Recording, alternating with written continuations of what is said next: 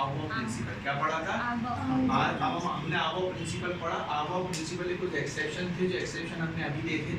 कुछ exceptional element हैं, जैसे कि हो गया chromium, copper, molybdenum, palladium, silver और गोल्ड। इसी के हमने एक्सेप्शन सिखाए तुमको। ये वाला एक्सेप्शन क्लियर हो गया था सबको? हाँ या ना में जवाब देना। हाफ फिल्ड हो या फुल फिल्ड हो, ये तुम्हें याद रखना पड़ेगा, तो ही वो स्टेबल होगा। फिर उसके बाद हमने कॉपर का देखा, फिर उसके बाद पैलेडियम का देखा। ये तीन एक्सेप्शन भाई बहुत ध्यान से कर लेना।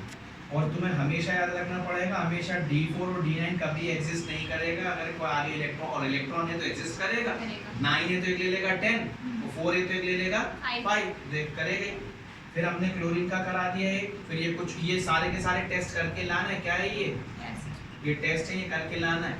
इसी के बाद हमने यहाँ पे फिलिंग सिखा दी तुम्हें। इसके बाद पाउली के बारे में हमने तुमको क्या बता दिया कि अगर हमारे पास कोई भी एटम है और एटम के कोई भी दो इलेक्ट्रॉन को एड्रेस कभी सेम नहीं हो सकता। अगर वो क्लॉकवाइज घूम रहा है तो ये क्या घूमेगा? Anti clockwise. तो ये एक ऊपर जा रहा और एक ऊपर जा रहा और एक नीचे जा रहा। समझ में आएगा? उसको बोलेंगे ऊपर जा रहा प्लस हाफ, नीचे आ रहा माइनस हाफ।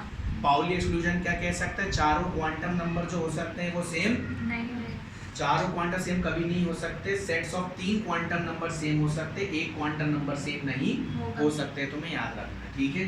इसी के बाद हमारे पास हंट्स रूल हो गया। हंट्स रूल का हमने फिलिंग सिखा दी कि पहले S भरेंगे, फिर B में एक एक भरेंगे और फिर उसका जो बचेगा फिर B में भरते रहेंगे।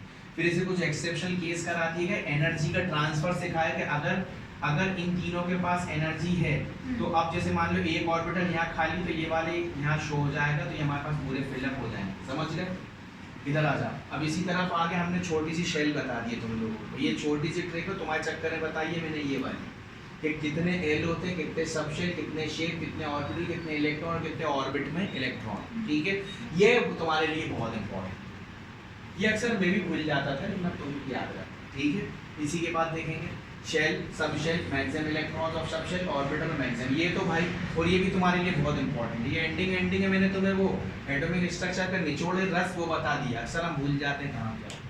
और नेक्स्ट हमारे पास शेल, सब शेल और ऑर्बिटल हो गए। तुम लोगों को याद है। आज हमारे पास चैप्टर जो है पूरा डन हो गया, कंप्लीट चैप्टर फिनिश हो गया। आ गया सबको समझ में?